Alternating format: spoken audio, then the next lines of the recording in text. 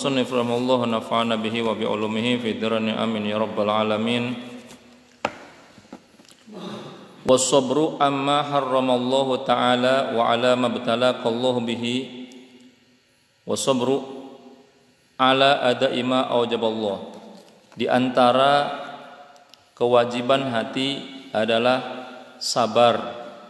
Nah, sabar di sini ada 3. Yang pertama, sabru ala adabi ma aujaballah, sabar dalam menjalankan hal-hal yang diwajibkan oleh Allah. Sabar dalam menjalankan kewajiban-kewajiban dari Allah. Wa huwa habsun nafsi ala masyaqqati adaihi. Sabar menjalankan kewajiban itu yaitu menahan diri, menahan jiwa untuk menghadapi kesulitan dalam melaksanakan ibadah tersebut. Contoh, kita melaksanakan bangun malam, sholat subuh, umpamanya sholat subuh berat, ngantuk, kita habis jaga, umpamanya tidur jam 2, kemudian adzan subuh ini wajib dilaksanakan subuh, tapi kita ngantuk berat, capek, sabar, bangun, karena ini perintah Allah, ini kewajiban dari Allah. Enggak ada tawar-menawar, kewajiban dari Allah, laksanakan. Secapek apapun, sesibuk apapun. Maka paksakan, ibadah itu harus dipaksakan. Kalau ada orang yang mengatakan, "Geus ulah dipaksakeun." Enggak, ibadah itu harus dipaksakan. Karena kalau ibadah, seseorang yang memaksakan terus dipaksakan untuk melaksanakan ibadah, demi Allah tidak akan bertambah kepada dia kecuali manis di dalam melaksanakan ibadah. Pertamanya dipaksakan ibadah itu, subuh pertamanya dipaksakan, tapi lama kelamaan akan menjadi nikmat melaksanakan subuh di pagi hari. Semuanya. Puasa dipaksakan, capek, lelah puasa. Tapi harus dipaksakan. Capek pasti, lapar iya, lelah iya, lemes iya, tapi paksakan terus, maka pasti kita akan bisa melaksanakan nikmatnya melaksanakan ibadah itu. Jadi jangan karena malas, tekeyang, terajen, kemudian terjadi melaksanakan ibadah, ngantuk umpamanya, terjadi melaksanakan ibadah.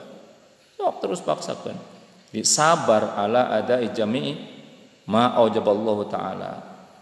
Mau zakat umpamanya, mau zakat kita, zakat mal, punya uang umpamanya kita 1 miliar, harus dizakatan. Zakatannya adalah 25 juta. Mikir 25 juta besar, harus dikeluarkan 25 juta. Sayang, saya ini capek nyari uang ini. Saya capek. Kita umpamanya pedagang, asetnya 25 juta, tapi ada di dagangan umpamanya, di barang-barang. Tapi ini udah waya zakat. Uang cash cuman ada 30 juta. Uang cash kita cuma ada 30 juta, yang selebihnya itu di barang umpamanya. Harus dikeluarkan 25 juta. 25 juta zakat. Kita cuma punya 30 juta uang cash. Akan datang setan untuk menggoda. Jangan. Mending digunakan diputarkeun heula. Akan terus datang godaan setan. Setan kadang-kadang dari dalam, kadang-kadang dari luar. Dari dalam, dari diri kita sendiri, bisikan-bisikan. Aduh iya ya, sayangnya kalau kita keluarkan untuk zakat. Dari luar kadang-kadang kita semangat, tapi ini kewajiban dari Allah. Tapi umpamanya istri, Bang, ini eta ieu ek dianggo heula itu ek dipake ku budak umpamanya. Iya, anak kita butuh bayaran, itu butuh beli laptop, ini butuh beli anu. Udah pakai aja dulu ini, pinjam aja dulu. Nah, ini godaan. Ini untuk zakat. Gus, zakat mah gampang nanti lagi. Nah, ini setan dari luar. Nah, ini di sini kita harus sabar menjalankan ibadah. Kadang umpamanya kita berpikir, ini dagang lagi sepi, zakat mah tetap harus dikeluarkan zakatnya. Karena kita sebagai seorang pedagang ada zakat tijarah. Zakat tijarah. Setelah dihitung semua aset, barang dagangan ada berapa semuanya dihitung. Ada umpamanya 1 M umpamanya. Harus dikeluarkan 25 juta. Aduh, nyari uang lagi susah. Kita harus zakat 25 juta. Sekarang mah mau zakat dulu lah, karena sekarang lagi sepi, karena sekarang lagi musim corona umpamanya. Maka itu adalah gangguan setan. Sabar, keluarkan, paksakan kita untuk mengeluarkan zakat. Berat. Mungkin kita yang belum punya uang sebesar itu piragi 50 juta, piragi 25 juta dari 1 miliar. Itu untuk yang belum punya uang segitu, itu dari 1 miliar dikeluarkan 25 juta gampang, enteng. Tapi coba kalau menjadi orang yang sudah punya, itu akan sangat berat. Yakin sangat berat. Kita punya uang 100 juta, harus dikeluarkan 2,5 juta. Itu aja berat. Kecuali orang-orang yang mendapatkan hidayah dari Allah Subhanahu wa taala. Sabar. Paksakan. Gitu. Munggah haji umpamanya. Ibadah haji, ibadah umroh. Berat. Udahlah kita bayar mengeluarkan uang. Harus daftar sana, daftar sini, ngantri sana, ngantri sini. Prosedurnya ke sana kemari. Banyak, harus manasik teala, harus meningitis teala, harus bikin paspor teala, harus banyak. Nanti belum lagi dalam pelaksanaannya, panas-panasan. Kemudian makan terbatas kalau lagi hajian umpamanya. Nah, ini berat. Tapi sabar. Sabar, jalani semuanya, jalani semua dalam melaksanakan ibadah ini. Kalau dijalani dengan penuh semangat, ini kewajiban dari Allah. Semakin berat ibadah, maka akan semakin besar pahala yang kita dapatkan. Itu rumusnya. Semakin berat satu ibadah, maka akan semakin besar pahala yang akan kita dapatkan. Makanya ada satu kisah ketika seorang pemuda yang di pagi hari dia akan melaksanakan sholat subuh. Pagi-pagi dia sudah, dini hari dia sudah bangun, sudah mandi, sudah pakai pakaian bersih. Dia mau berangkat ke masjid untuk melaksanakan sholat subuh. Dari rumah ke masjid itu kalau di daerah sana itu jauh, harus melewati toangan. Nah, kalau di daerah Arab itu jauh dari rumah ke masjid itu, karena masjid itu nggak sepadat di kita. Rumah pun nggak sepadat di kita, kemudian masjid pun nggak sepadat di kita. Nah, kemudian dia berangkatlah keluar dari rumah dengan menggunakan pakaian yang rapi, bersih. Dia keluar dari rumah. Kemudian dia keluar dari rumah, kebetulan habis hujan saat itu. Pas dia melewati satu tempat yang gelap, yang banyak pohon-pohonannya, licin di situ. Tiba-tiba dia terpleset kemudian dia jatuh, bajunya kotor. Pulanglah dia, percuma masa saya berangkat ke masjid baju kotor basah kayak gini, jeblok. Dia pulang ke rumah, kemudian dia ke kamar mandi, kemudian dia ganti pakaiannya, dia cuci, dia ganti pakaiannya, ngambil lagi dari lemari. Setelah itu kemudian dia berangkat lagi, mau menuju ke masjid lagi. Ketika berangkat lagi, pas di tempat yang tadi dia terpeleset lagi, dia jatuh lagi.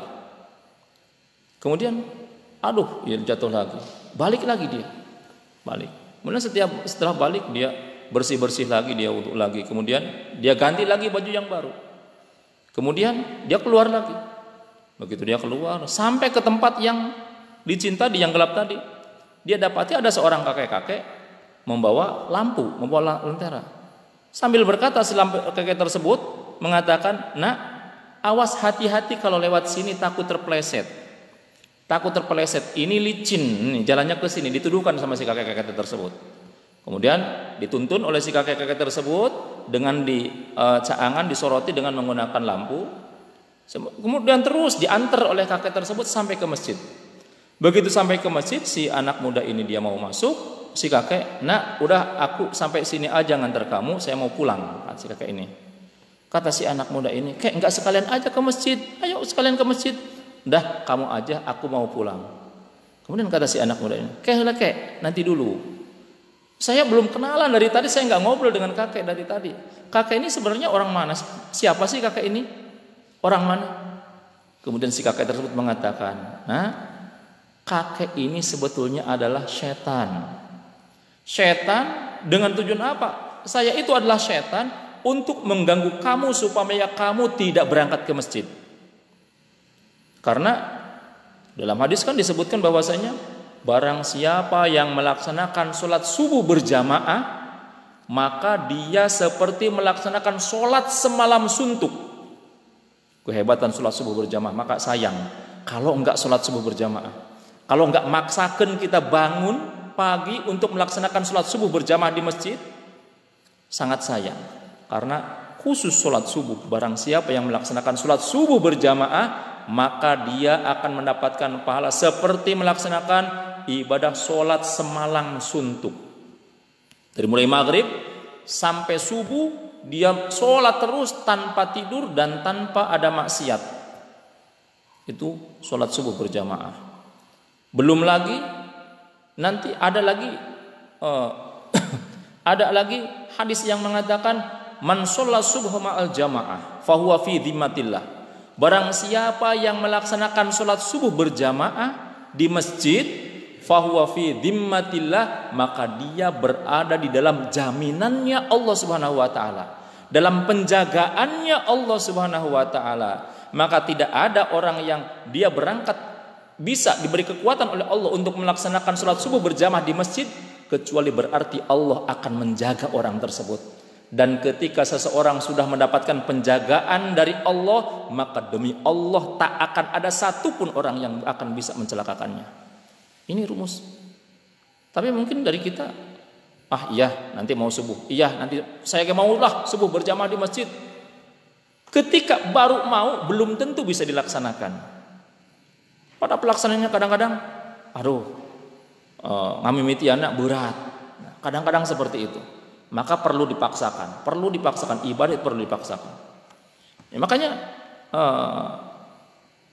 si setan ini dia berterus terang, saya ini itu sengaja diutus oleh iblis untuk mengganggumu supaya engkau tidak melaksanakan sholat berjamaah di masjid, sholat subuh berjamaah di masjid. Karena kami tahu bahwasanya begitu besar pahalanya melaksanakan sholat subuh berjamaah di masjid. Apalagi rumahnya jauh.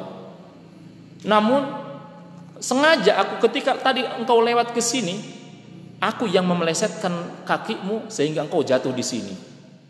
Tapi ternyata engkau kemudian pulang. Setelah pulang kau bebersih. Kemudian kau ganti lagi baju yang baru, baju yang bersih. Ternyata kau berangkat lagi. Wahai anak muda, ketahuilah bahwasanya ketika engkau berangkat lagi untuk melaksanakan sholat subuh di masjid, maka saat itu aku mendapatkan kabar bahwasanya Allah telah mengampuni semua dosa-dosa daripada dosa-dosa kamu. Dosa kamu semuanya diampuni oleh Allah Subhanahu wa taala. Kemudian ketika engkau berjalan menuju ke masjid, di tempat yang sepi tadi aku pelesetkan lagi supaya engkau enggak jadi ke masjid. Engkau pakaianmu kotor lagi, kau pulang lagi ke rumah. Ternyata kau bebersih lagi, kau wudu lagi, kemudian kau ganti pakaian yang baru. Ternyata engkau berangkat lagi. Ketika engkau berangkat lagi untuk yang ketiga kalinya, aku mendapatkan kabar bahwasanya saat itu Allah telah mengampuni semua dosa dari anggota keluargamu. Semua anggota keluargamu walaupun yang sedang tidur saat itu, semuanya diampuni dosanya oleh Allah Subhanahu wa taala. Kemudian ketika yang ketiga kalinya, ketika kami mengetahui bahwasanya semua anggota keluargamu diampuni dosanya oleh Allah Subhanahu wa taala, maka iblis mengutus saya supaya saya jangan mengganggu anak muda itu. Antar anak muda itu sampai dia selamat sampai ke masjid.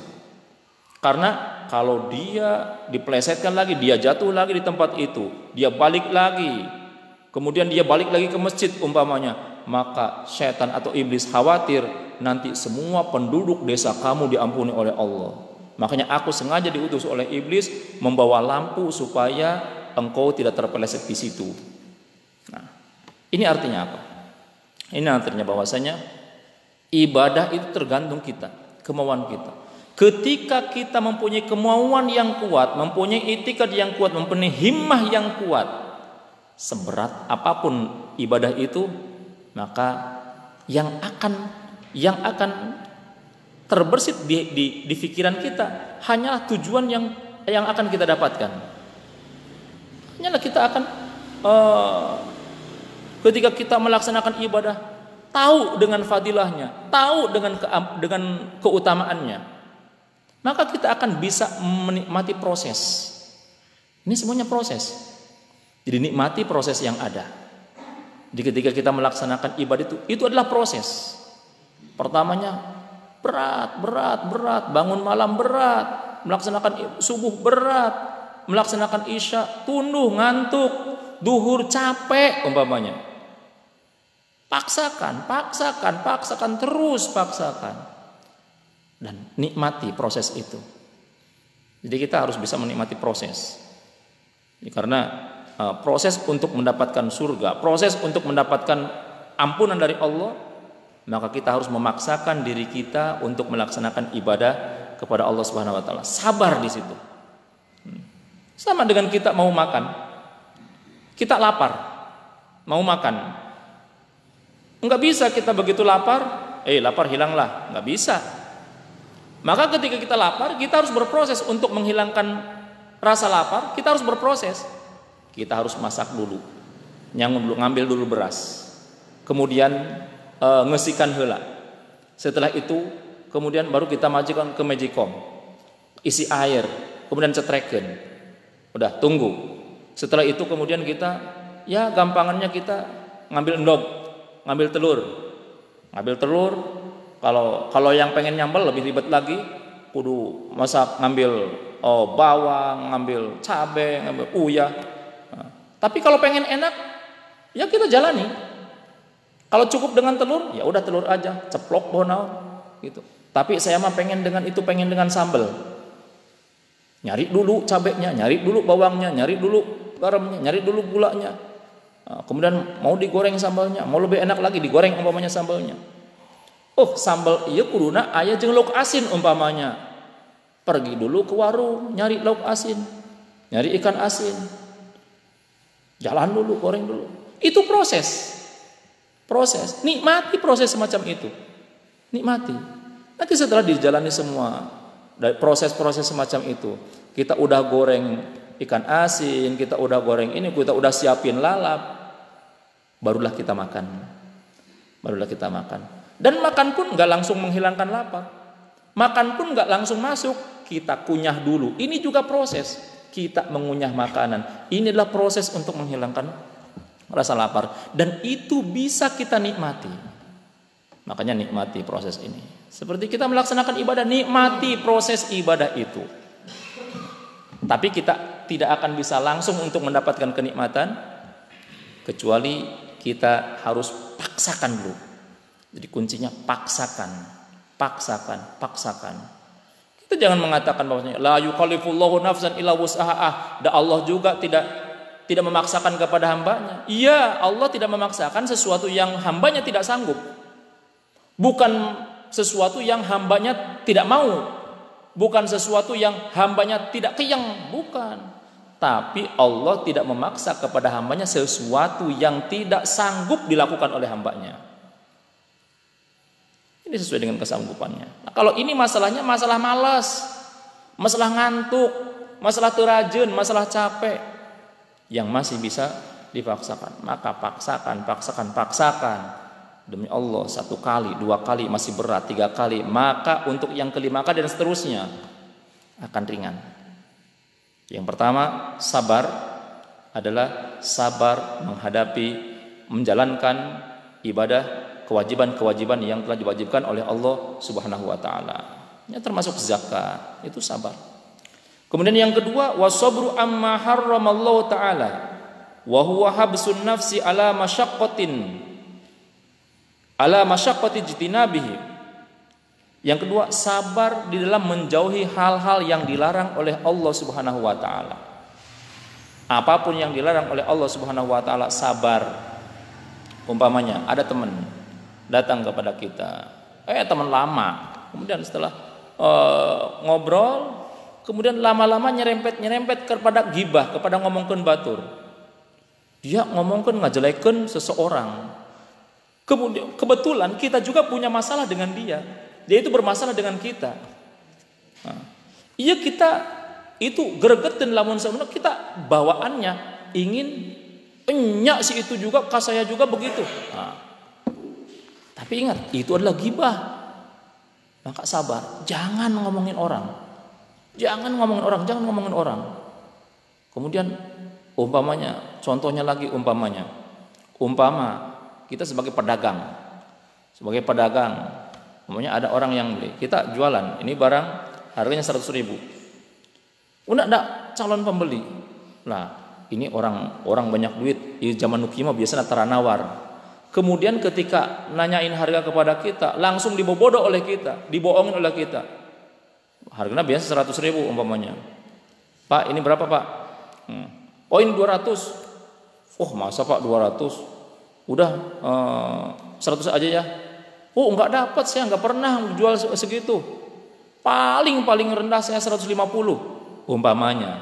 Padahal dia biasa jual 100. Dia nggak bohong. Dengan tujuan apa? Dengan tujuan supaya mendapatkan keuntungan lebih. Nah, tapi orang ini gampang dibohongi nih. Orang ini gampang dibohongi. Umpamanya. Kemudian, tapi astagfirullah, sabar. Jangan bohong. Sabar. Udah rezeki mangke geus ditangtukeun ku Allah. Rezeki udah dipatok oleh Allah Subhanahu wa taala, ditentuin setiap orang tuh ditentuin dengan rizkinya. Udah, carilah rezeki yang halal. Maka sabar. Umpamanya juga kita jualan sesuatu yang ditimbang. Ada orang ini mah nggak bakalan tahu, timbangannya dikurangan nggak bakalan tahu dia mah.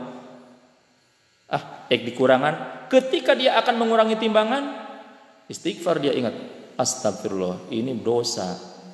Kalau saya mengurangi timbangan hanya 0,0 gram umpamanya, kurang timbangan saya kepada dia, maka demi Allah ini akan menjadi musibah. Dia nanti kelak demi Allah akan diperlihatkan nanti di akhirat, di alam mahsyar. Demi Allah dia akan menuntut kepada saya. Kita dituntut di alam akhirat. Kita mau minta tolong siapa?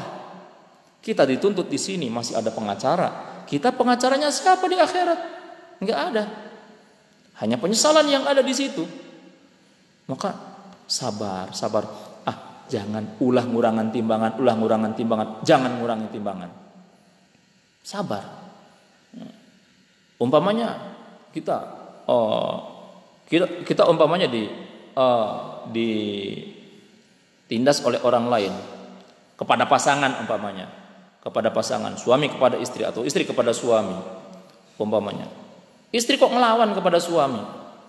Lo kurang ngajar, istri kok ngelawan kepada suami, istri kok marah-marah kepada suami. Kadang dalam hati itu ada perasaan tersinggung. Lo perasaan saya teh suami, nanti gini-gini juga saya teh suaminya. Kok dia gitu kepada saya?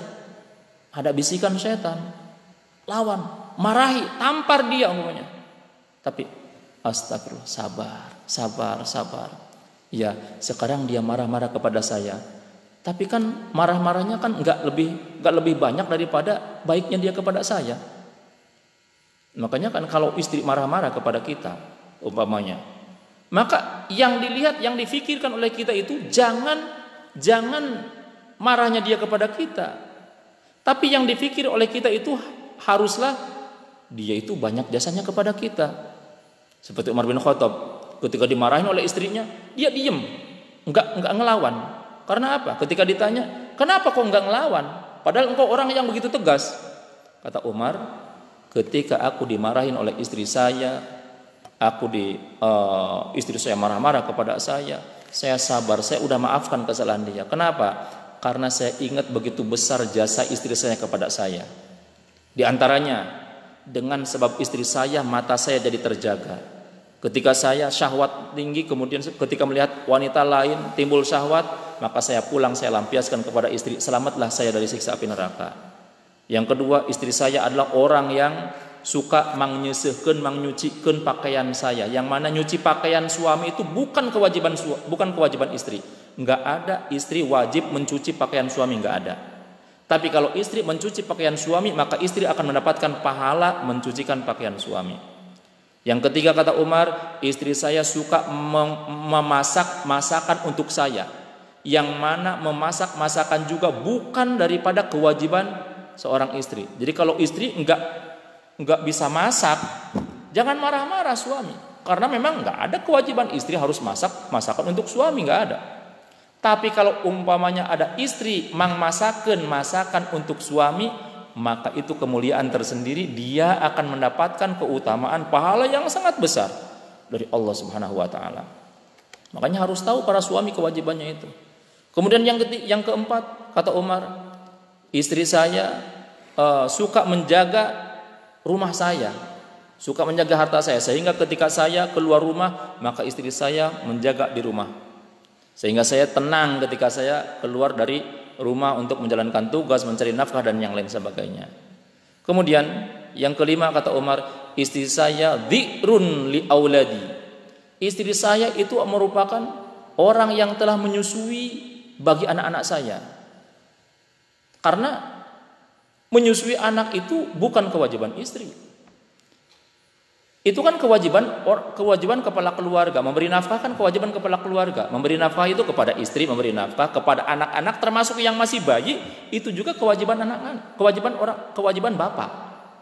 Jadi umpamanya ketika ada seorang istri melahirkan, kemudian istrinya, saya mah nggak mau menyusui, umpamanya dia istrinya nggak mau menyusui, maka si suaminya ini wajib dia nyarikan susu untuk anaknya. Cari susu untuk anaknya, beli susu formula umpamanya, atau umpamanya beli susu murni, atau bisa dibawa sapinya, beli sapinya dibawa. Kalau mau umpamanya kalau mau nyusu, susukan karena sapi, bisa juga seperti itu. Atau bisa juga suaminya berkata kepada istrinya, udah daripada saya beli susu formula, udah sok pangnyusuankeun ku mamah. Nanti mamah diupah di luar nafkah, selain nafkah mama juga akan diupah upah nyusuan anak saya. Nah, seperti zaman dulu kan di Arab, seperti Rasulullah sendiri itu kan disusukan oleh orang lain. Itu kebiasaan yang baik. Disusukan oleh orang lain, dibayar, orang yang menyusui itu dibayar. Makanya bisa aja kalau semuanya istri nggak mau nyusuin, dirayu oleh suaminya, sok mah pangnyusuankeun anak saya, nanti mama dibayar sehari tambahan jang bayar susu sehari 50.000 umpamanya gitu. Nafkah sehari 100.000, tah pedah keur nyusuan aya nama 50.000, jadi sehari 150. Insyaallah daekeun gitu. Ari di bonusan mah insyaallah. Nah, jadi itu sabar di dalam menjalankan. Jadi ketika istri marah-marah umpamanya, yang lapang dada. Lagian percuma, istri marah, suami marah. Istri marah-marah umpamanya, suami tambah marah, lebih gede marahnya. Kamu itu istri, kurang ajar kamu itu. Wah, lebih gede umpamanya. Kalau masalah suami istri itu dalam rumah tangga itu bukan masalah menang-menangan. Percuma ya menang-menangan. Jadi makanya sabar. Ketika kita disakitin oleh orang lain, ketika kita jangan sampai kita marah-marah yang di luar kontrol. Karena apalagi mengambil keputusan ketika kita marah. Jangan pernah mengambil keputusan ketika kita marah. Gitu. Karena orang yang mengambil keputusan di saat dia marah, berarti keputusannya itu dipengaruhi oleh setan. Maka ketika dipengaruhi oleh setan, dia tidak akan mendapatkan apa-apa kecuali penyesalan yang akan dia dapatkan. Makanya sabar, kontrol omongan. Jangan sampai kita melaksanakan dari omongan ini dosa. Jangan sampai kita menimbulkan dosa. Makanya ihfad.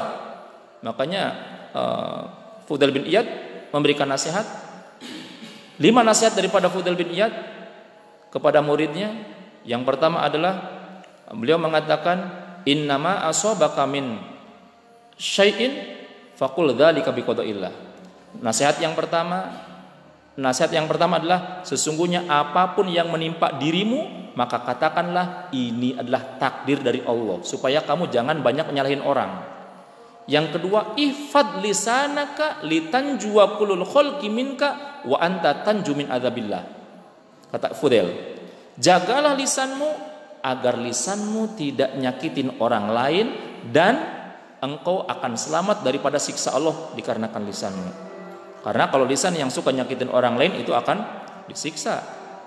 Nah, kemudian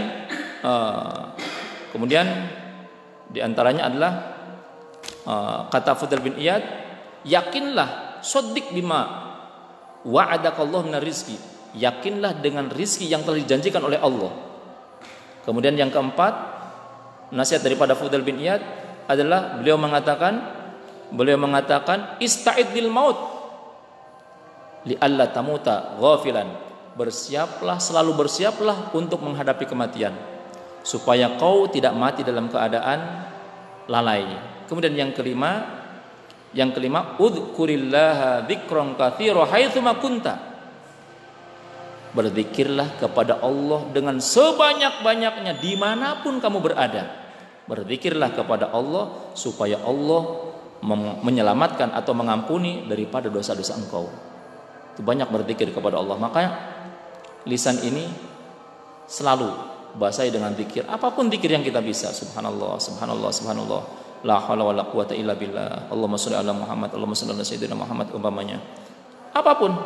Yang pendek, udah capek yang itu, yang pendek. Ya Allah, ya Allah, ya Allah, ya Allah, ya Allah, ya Allah. Sebut nama Allah.